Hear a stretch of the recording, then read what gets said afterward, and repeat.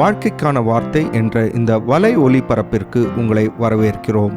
இது ஆதியாகமம் முதல் வெளிப்படுத்துதல் வரை முழு வேதாகமத்தையும் உள்ளடக்கிய ஒரு தினசரி தியானமாகும். லேவியராகமம் 10ஆம் அதிகாரத்தில் நாதாபும் அபியூவும் குறித்து நாம் வாசிக்கின்றோம். இவர்கள் 2 பேரும் ஆரோனுடைய மூத்த குமாரராய் இருக்கின்றார்கள்.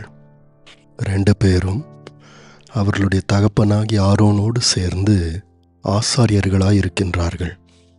யாத்திராகமம் 24ஆம் அதிகாரம் 1ஆம் வசனத்தில் வாசிக்கும்போது, ஆண்டவர் மோசேயை சீனாய் மலைக்கு அழைத்தபோது இந்த நாதாப் அபியூவையும் தங்களுடைய தகப்பனாகிய ஆரோனோடும் 70 மூப்பர்களோடும் ஆண்டவர் சீனாய் மலைக்கு அழைத்தார் என்று நாம் பார்க்கின்றோம்.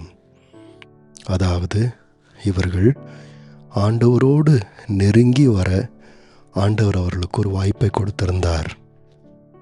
லேவியராகமம் 9ஆம் அதிகாரத்தில் இவர்களும் ஆசாரியர்களாக பிரதிஷ்டை செய்யப்பட்டார்கள் என்று பார்க்கின்றோம்.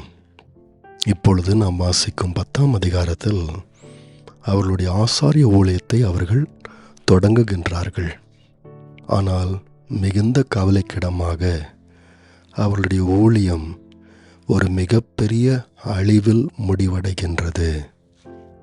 அதாவது ஆண்டவர் கட்டளையிடாத அந்நிய அக்கினியை ஆண்டவருக்கு கொண்டு வந்தார்கள். நம்முடைய வேத பகுதியில் இந்த அந்நிய அக்கினியை குறித்து முழுமையான விளக்கம் கொடுக்கப்படவில்லை.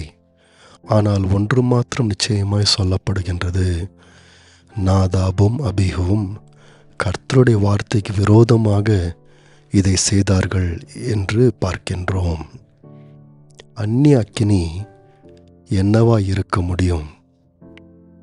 முதலாவது, பலிபீடத்திலிருந்து கரியை எடுத்து இந்த நெருப்பை உண்டாக்க வேண்டும் என்று ஆண்டவர் சொல்லியிருந்தார்.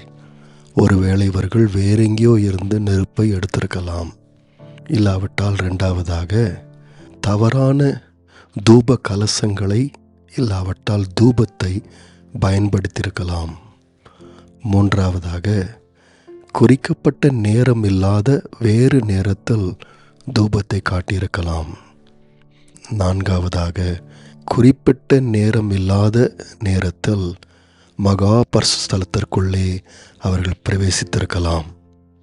இன்னொரு வாய்ப்பும் இருக்கின்றது. 9ஆம் வசனத்தில் ஆண்டவர் ஆரோனிடத்தில் இவ்வாறாக சொல்லுகின்றார், நீயும் உன்னோடே கூட உன் குமாரரும் சாகாதிருக்க வேண்டுமானால் ஆசரிப்பு கூடாரத்துக்குள் பிரவேசிக்கிற போது திராட்சரசத்தையும் மதுவையும் குடிக்க வேண்டாம் என்று சொல்லுகின்றார். இதை வைத்து பார்க்கும்போது ஒருவேளை இந்த நாதாப் அபியூ இப்படிப்பட்ட செயலை செய்திருக்கலாம். அவர்கள் செய்தது என்னவோ, ஆனாலும் ஆண்டவருடைய தண்டனை மிக கொடூரமாய் இருந்தது. அவர் சமூகத்தில் அவர்கள் செத்து மடிந்தார்கள். ஆண்டவருடைய சமூகத்திலிருந்து அக்கினி புறப்பட்டு வந்து அவர்களை பட்சித்து போட்டது.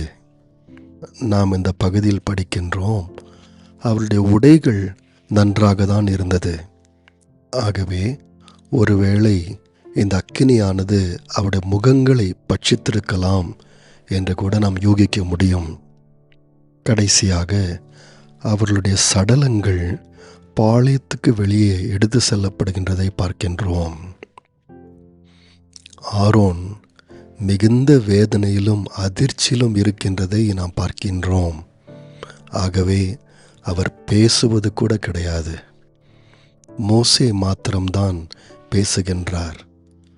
3ஆம் வசனத்தில் மோசே ஆரோனை பார்த்து, என்னிடத்தில் சேருகிறவர்களால் நான் பரிசுத்தம் பண்ணப்பட்டு சகல ஜனங்களுக்கு முன்பாக நான் மகிமைப்படுவேன் என்று கர்த்தர் சொன்னது இதுதான் என்றான் மோசே. இந்த 3ஆம் வசனத்தில் ஏன் இப்படிப்பட்ட துக்கமான சம்பவம் நடைபெற்றது என்பதை மோசே விளக்கி சொல்லுகின்றார். முதலாவதாக என்னிடத்தில் சேருகிறவர்களால் என்று சொல்லுகின்றார். அதாவது ஆரோனும் அவனுடைய குமாரருக்கு மாத்திரம்தான் கர்த்தரிடத்தில் இவ்வளவு நெருக்கமாய் சேருவதற்கான வாய்ப்பு கொடுக்கப்பட்டது. ஆண்டவருடைய சமூகத்தில் இவ்வளவு நெருக்கமாய் வர மோசேக்கு கூட வாய்ப்பு கொடுக்கப்படவில்லை. நண்பர்களே, வாய்ப்புகள் இருக்கும்போது பொறுப்புகளும் அதோடு சேர்ந்து வருகின்றது. வாய்ப்புகளை பெற்றவர்கள் பொறுப்புணர்வோடு இருக்க வேண்டும் என்பதை நாம் இங்கே புரிந்து கொள்கின்றோம். அடுத்தபடியாக, நான் பரிசுத்தம் பண்ணப்படுவேன் என்று ஆண்டவர் சொன்னதை மோசே ஞாபகப்படுத்துகின்றார். நம்முடைய ஆண்டவர் பரிசுத்தராய் இருக்கின்றார். ஆனால் அவருடைய பரிசுத்தத்தை யாரும், ஏன் ஆசாரியர்களும் கூட சாதாரணமாக எடுத்துக்கொள்ள அவர் அனுமதிப்பது கிடையாது. மனம் திரும்புகின்ற பாவிக்கு தேவன் இரக்கமுள்ளவராய் இருக்கின்றார். ஆனால் அதே நேரத்தில் ஆசாரியர்களிடத்தில் அதிகமாய் எதிர்பார்க்கிறார் என்று பார்க்கின்றோம். அது மாத்திரமல்லாமல் மோசே ஆரோனை பார்த்து, சகல ஜனங்களுக்கு முன்பாக நான் மகிமைப்படுவேன் என்று கர்த்தர் சொன்னதை ஞாபகப்படுத்துகின்றார். இந்த ஆசாரியர்களை குறித்து யோசித்து பாருங்கள். அவர்கள் இஸ்ரவேல் ஜனங்களுக்கு மாதிரிகளாயிருந்தார்கள். அவர்களே ஆண்டவருடைய சமூகத்தையும் பரிசுத்தத்தையும் சாதாரணமாக எண்ணுவார்கள் என்றால், இஸ்ரவேல் ஜனங்களும் அப்படியே சாதாரணமாய் எடுத்துக்கொள்வார்கள். ஆனால் அவர்கள் ஆண்டுடைய சமூகத்தையும் அவருடைய பரிசுத்தத்தையும் கனப்படுத்துவார்கள் என்றால், இஸ்ரவேல் ஜனங்களும் ஆண்டவர் கொடுக்க வேண்டிய கனத்தை கொடுப்பார்கள். ஆகவேதான் மோசே ஆரோனுக்கு சொல்லுகின்ற விஷயம் என்னவென்றால், இந்த நாதாப் அபிஹூவின் மூலமாக நீங்கள் என்னை கனம் பண்ண வேண்டும் என்கின்ற செய்தியை ஆண்டவர் இஸ்ரவேலுக்கு கொடுத்தார் என்று சொல்லுகின்றார். 10ஆம் வசனம் 11ஆம் வசனத்தை நாம் வாசித்து பார்க்கும்போது, இந்த ஆசாரியர்கள் பரிசுத்தம் உள்ளதற்கும் பரிசுத்தம் இல்லாததற்கும் வித்தியாசம் பண்ணி காண்பிக்க வேண்டும் என்று நாம் பார்க்கின்றோம். அதாவது இந்த ஆசாரியர்கள் கர்த்தருடைய வார்த்தையில் தேறி இருந்து எதை கர்த்தர் பரிசுத்தம் என்று, எதை அசுத்தம் என்று, எதை சுத்தமானது என்று சொல்லி, எதை பரிசுத்தம் இல்லாதது என்று சொல்லி கர்த்தர் வகுத்திருக்கின்றார் என்பதை நன்று படித்து அதில் தேர்ந்திருக்க வேண்டும். அது மாத்திரமல்லாமல் 11ஆம் வசனத்தை நாம் வாசிக்கும் போது, இஸ்ரவேல் புத்திரருக்கு சொல்லப்பட்ட சகல பிரமாணங்களையும் இந்த ஆசாரியர்கள் இஸ்ரவேல் ஜனங்களுக்கு போதிக்க வேண்டும் என்று சொல்லப்பட்டிருக்கின்றது. இப்படியானால் இந்த ஆசாரியர்கள் இஸ்ரவேல் ஜனங்களின் தலைவர்களாயிருக்கின்றார்கள், போதகர்களாயிருக்கிறார்கள், கர்த்தருக்கும் ஜனங்களுக்கும் நடுவே மத்தியஸ்தர்களாயிருக்கின்றார்கள்.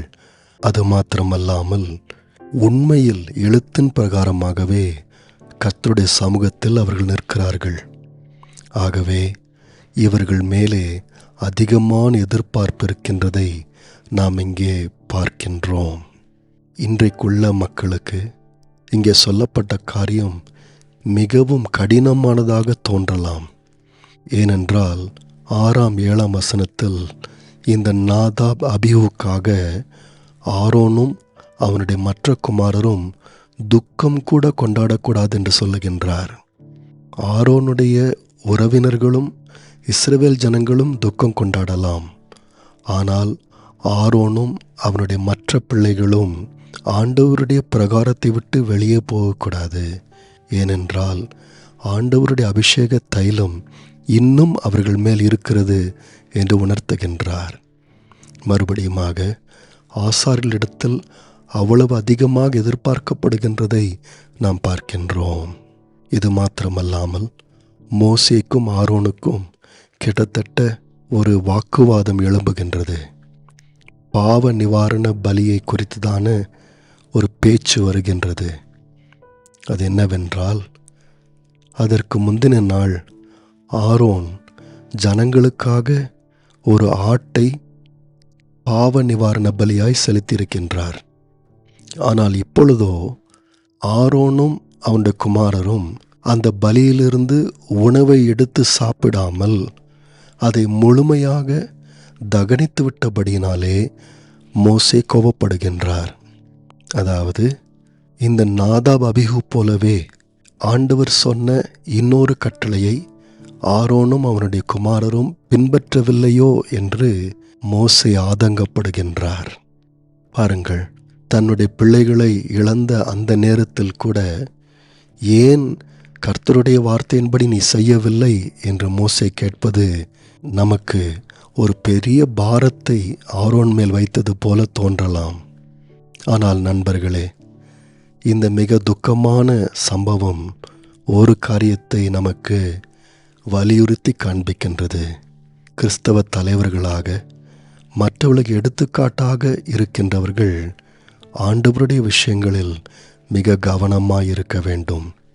விசேஷமாக ஆண்டவர் வேண்டாம் என்று தடுத்து வைத்திருக்கின்ற காரியங்களில் அவர்கள் மிகுந்த கவனமாயிருக்க வேண்டும்.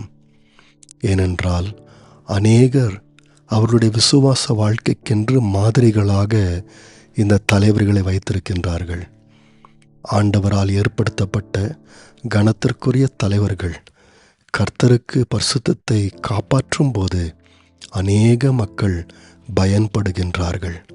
அதே நேரத்தில் கர்த்தருக்குரிய பரிசுத்தமான காரியங்களில் தலைமை பொறுப்பில் இருக்கிறவர்கள் கவனமில்லாமல் இருக்கும்போது அநேக மக்களுக்கு இடரலாயும் அவள் இருக்கின்றார்கள்.